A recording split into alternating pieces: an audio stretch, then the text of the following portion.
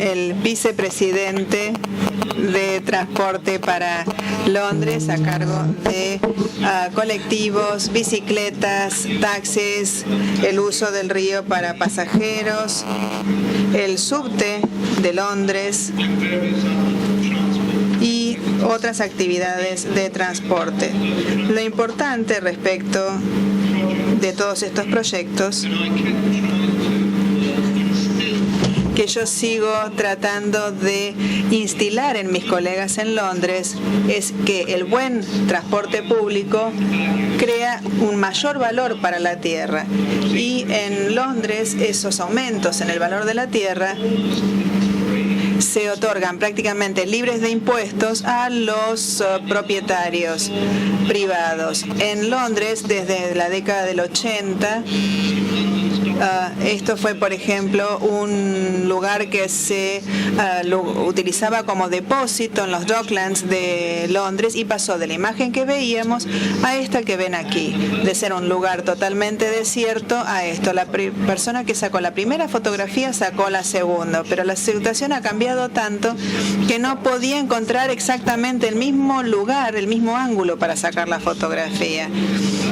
Los dos edificios que se ven atrás se llaman Canary Wharf porque es donde se ubicaba este depósito para guardar bananas, y ahora 60.000 trabajadores pueden llegar a sus oficinas todos los días gracias a la inversión pública que se hizo, nuevos caminos en un túnel que llega a la zona de los Docklands, la que se llama la Jubilee Line, que es la línea del jubileo, el tren ligero de los Docklands y el servicio de buses. Y gracias a esa infraestructura,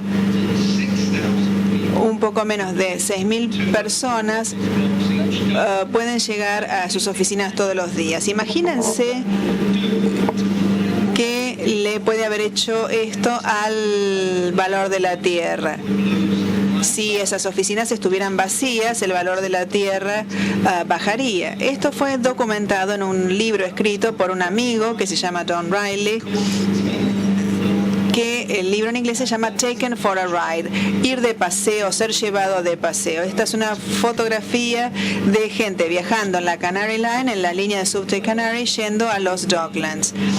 No hace referencia a pasajeros que estén siendo llevados de paseo en un tren, sino que se refiere a los contribuyentes que son llevados de paseo por los propietarios de la tierra.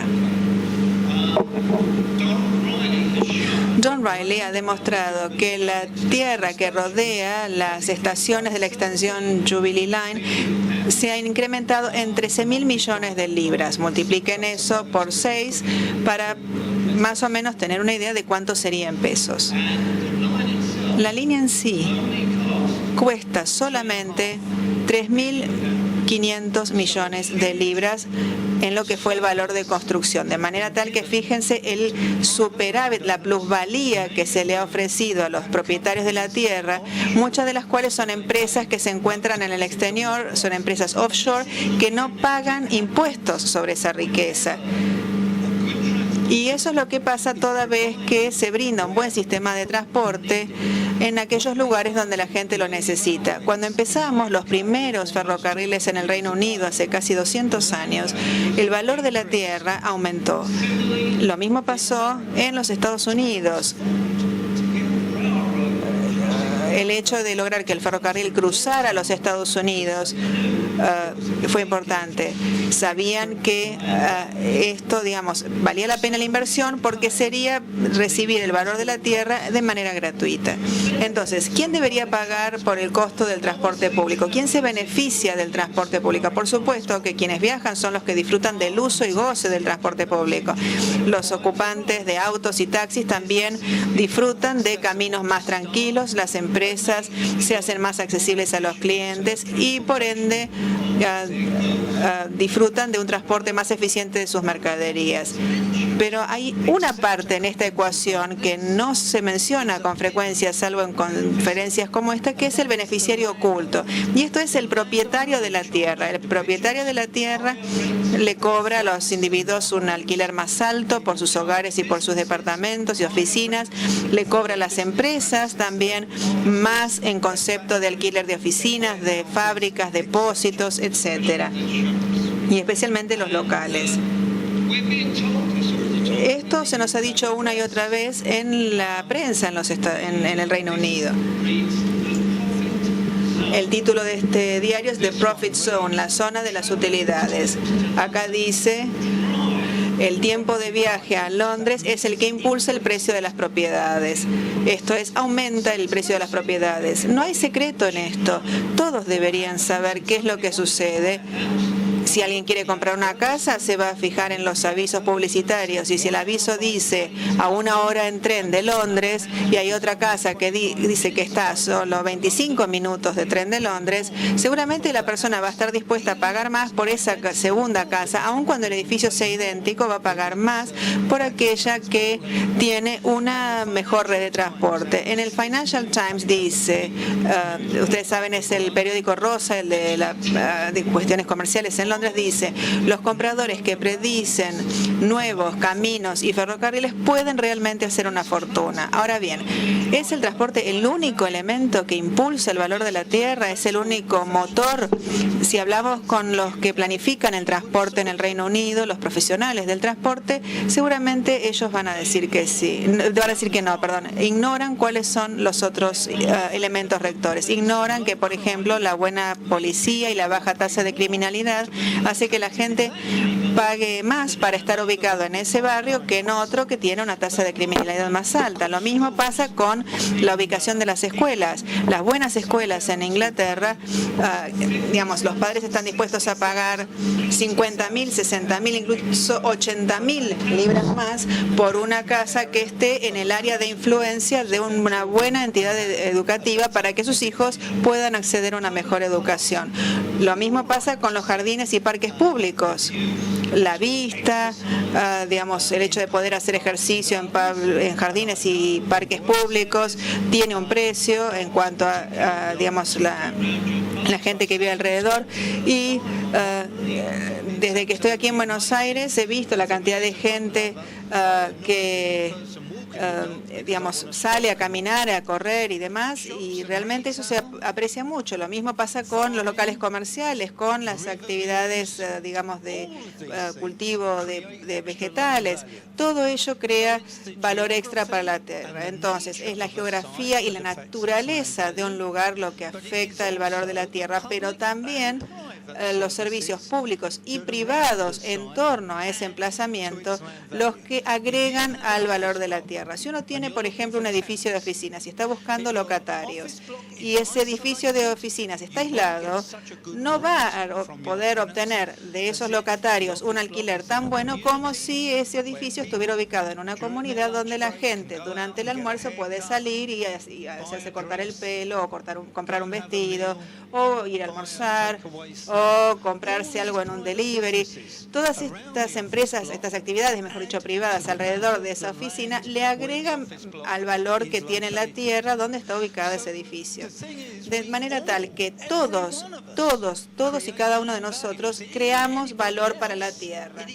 No son los demás, somos nosotros los que creamos el valor de la tierra. Creamos el valor de la tierra por cómo gastamos nuestro dinero, a través de nuestro empleo, al brindar bienes y servicios que la gente quiere.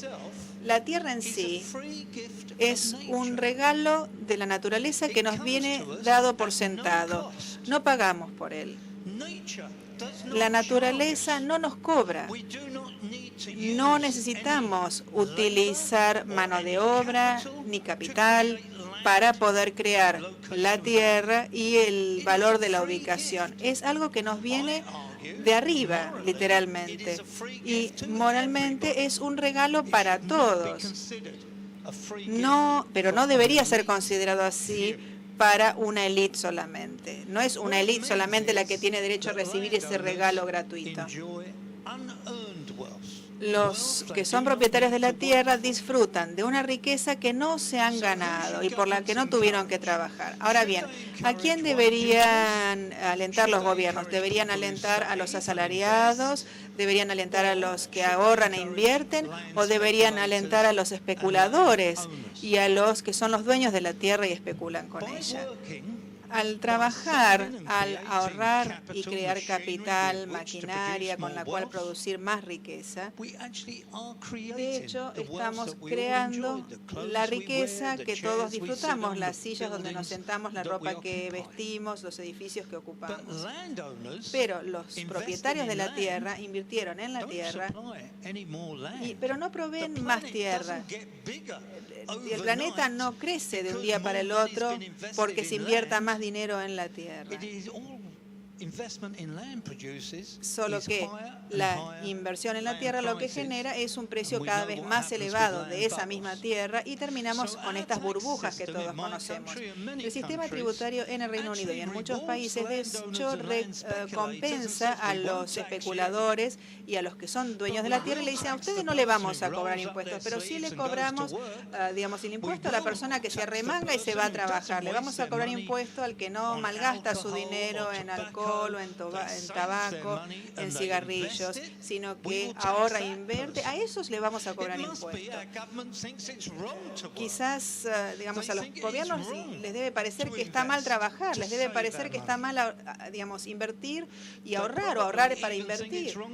Quizás piensen que está mal, digamos, gastar, porque de hecho cobran un impuesto a las ventas cuando la gente va y gasta el dinero que ganó trabajando. Ahora, cuando alguien especula con la tierra y no genera ningún tipo de riqueza y se lleva la riqueza que otros producen, los gobiernos deben pensar evidentemente que eso es algo positivo y que tiene que ser recompensado y que tiene que ser incentivado.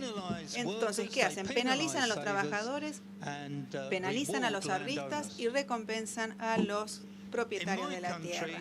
En mi país, en el Reino Unido,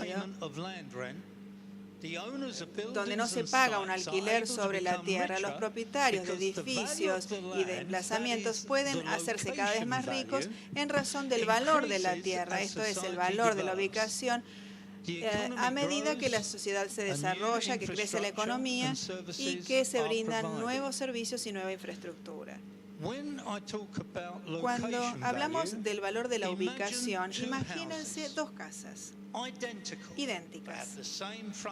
Tienen la misma puerta de entrada, la misma cantidad de habitaciones, los mismos techos, jardines del mismo tamaño. Son dos casas que son dos gotas de agua, hechas incluso de los mismos materiales.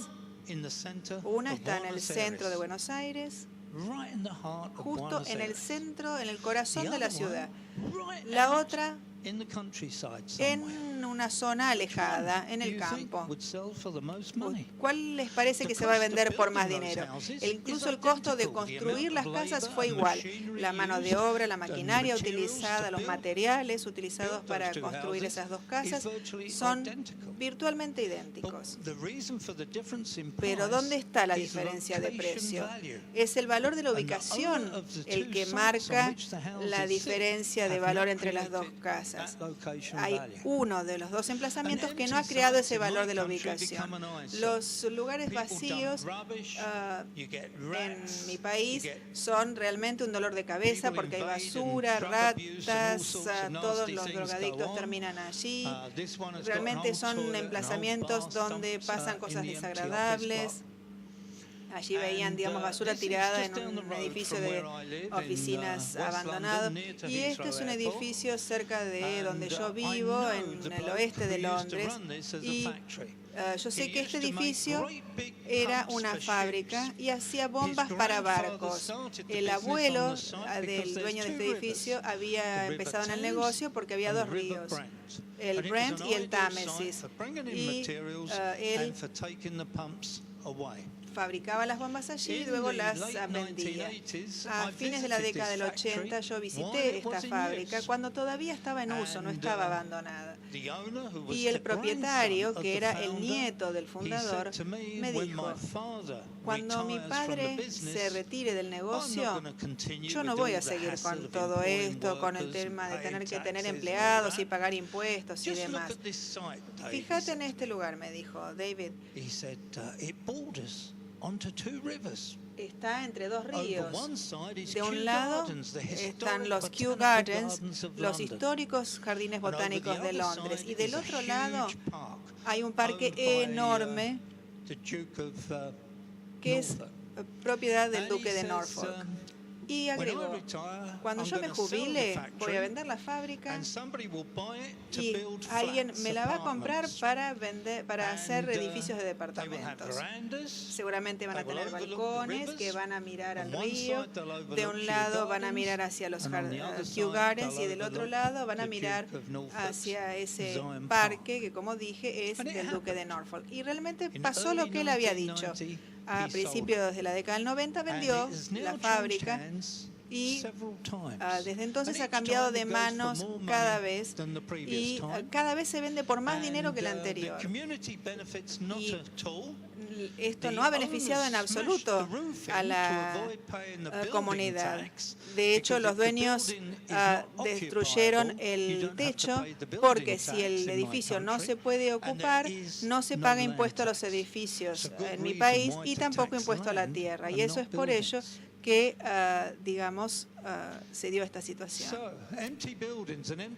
Los sitios y los edificios vacíos le niegan a la gente local la posibilidad de tener trabajo, de tener locales comerciales.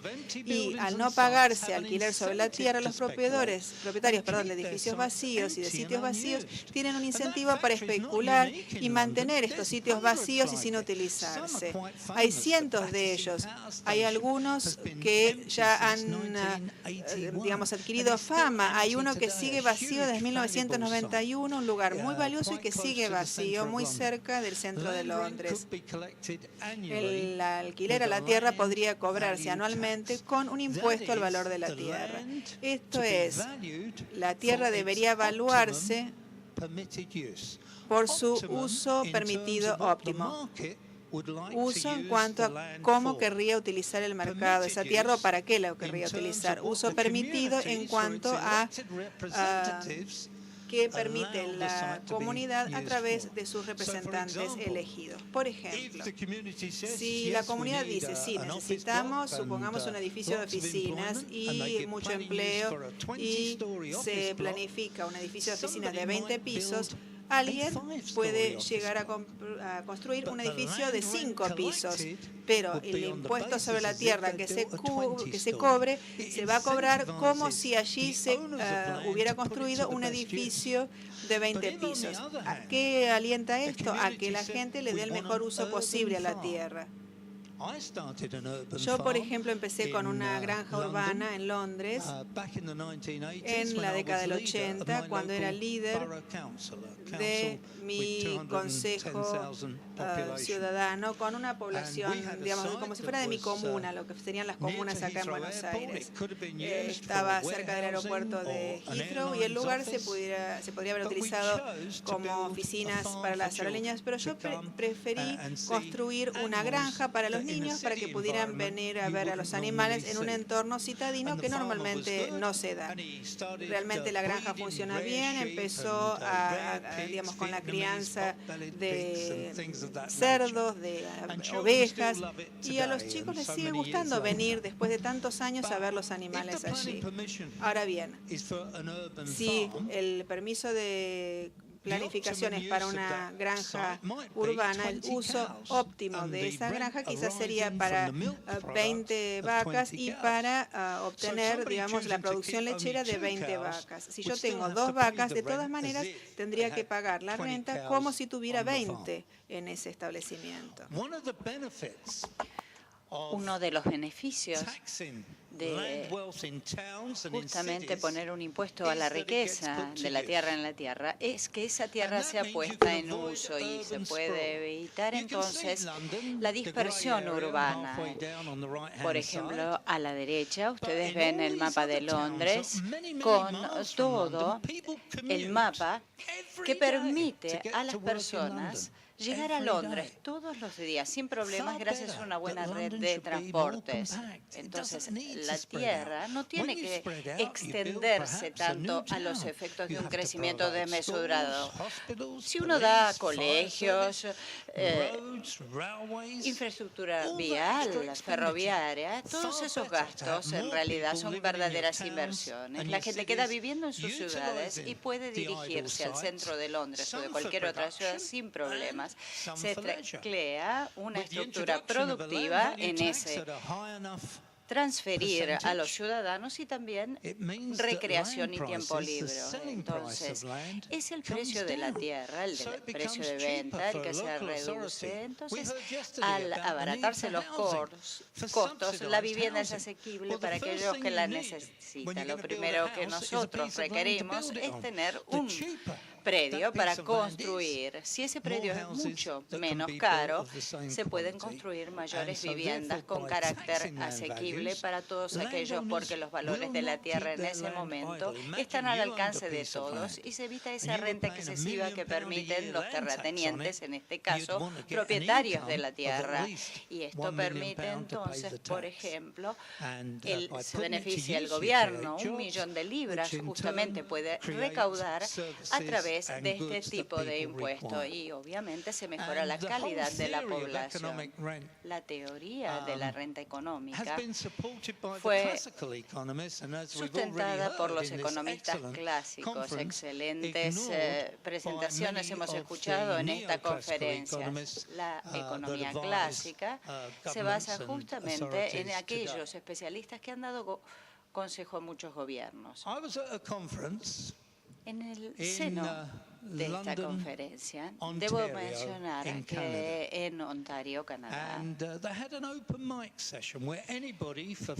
tuvieron un encuentro muy similar al que hemos tenido durante esta semana en Buenos Aires, con una serie de preguntas y respuestas al final. En aquella oportunidad, un profesor de la ciudad de Nueva York se levantó para hacer uso del micrófono. Y fue Bill Betts, que está aquí hoy presente, quien se levantó y dijo: yo soy profesor de renta económica a mis estudiantes de la universidad, pero ellos no saben cómo explicarlo, por ejemplo, ni ellos ni yo al Lego, al hombre común. Y un señor que estaba aquí, por ejemplo, un señor se levanta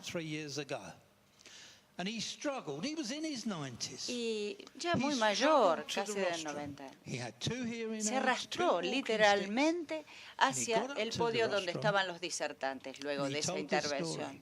Y dijo: deseo compartir con ustedes una historia. Yo provengo de una pequeña ciudad de los Estados Unidos. Yo también, obviamente, soy profesor de renta económica sin utilizar la palabra económica ni tampoco el término renta. Y el señor que está a la izquierda, que ustedes ven aquí en esta transparencia, vino a mi ciudad a construir una fábrica. Fue al agente inmobiliario y le explicó las medidas exactas del predio que necesitaba para construir su fábrica. Y la señora de la inmobiliaria le dijo: yo tengo justamente el predio que usted necesita, vamos a visitarla. Lo llevó en mi auto, fueron hacia los alrededores de la ciudad después de manejar por la autopista, tomaron un pequeño camino local y llegaron a un camino de tierra. Detuvo el auto la señora, caminaron durante 10 minutos en una zona pantamosa con vegetación y llegaron a este campo que ustedes ven aquí en esta transparencia. Y le dijo: este es el predio que usted necesita con las medidas ideales para construir su fábrica. El señor, claro, miró alrededor y le dijo: pero está lejos. $10.000 es el precio, le dijo la señora. Pero $10.000, y usted no está conforme con ese precio. Y él dice: no, no lo estoy. Ay, sí, casas detrás de la montaña, preguntó el señor. No hay nadie. ¿Hay un camino cerca? No, acá no hay nada. Millas y millas, es así. ¿Hay líneas ferroviarias? No hay ningún tipo de medio de transporte. ¿Y por qué a usted no le gusta el precio? Porque yo quiero, obviamente, construir una fábrica, necesito traer los materiales, las maquinarias para poderla levantar. Todos los días van a llegar los trabajadores a la fábrica y cuando yo termine de hacer mi tarea, quiero que vayan a hacer sus compras, que de alguna manera en este lugar, en el medio de la nada, va a ser muy difícil hacerlo. Y ella le dijo, no se preocupe entonces. Tengo otro predio que vamos a ir a ver ahora. Nuevamente se subieron al auto, lo llevó a la ciudad nuevamente y volvemos a ver las figuras de la señora de la inmobiliaria y el interesado. Le dijo, esto es exactamente entonces lo que usted está buscando, las mismas medidas, pero en un lugar y emplazamiento muy distinto. Aquí tiene un excelente camino, hay medios de transporte, ómnibus, colectivos, además tiene líneas ferroviarias. También el sistema de vigilancia a través de la policía es muy bueno. Cada 4 o 5 minutos ustedes tienen el policía de ronda, la tasa de criminalidad es baja, hay casas disponibles para alquilar, hay un excelente hospital con doctores de reconocimiento internacional, gran prestigio. Muchísima gente quiere mudarse a esta zona porque además es un área de influencia ideal, hay buenos colegios. Es excelente, realmente creo que usted ya va a tener una fábrica emplazada en uno de los mejores lugares. El señor respondió, sí, realmente es lo que estoy buscando y obviamente iba a escribir su cheque porque dijo voy a comprar el terreno. Claro, iba a escribir $10.000 y la señora le dijo, no, un momentito, no. Todavía no hablamos de precio. Bueno, pero presumo que si tienen las mismas medidas igual al anterior va a ser el mismo precio. Pero no, ¿cómo va a ser el mismo precio? De ninguna manera. Piense todos los servicios que usted tiene. Aquí electricidad, gas, agua potable, el sistema cloacal excelente, el transporte público, los bomberos, la policía, los servicios de salud, las casas que están alrededor. No, este predio vale $100.000. Oh, respondió el señor, $100.000. Pero no, yo realmente, yo no puedo operar y funcionar adecuadamente en un lugar donde no tenga estas cosas.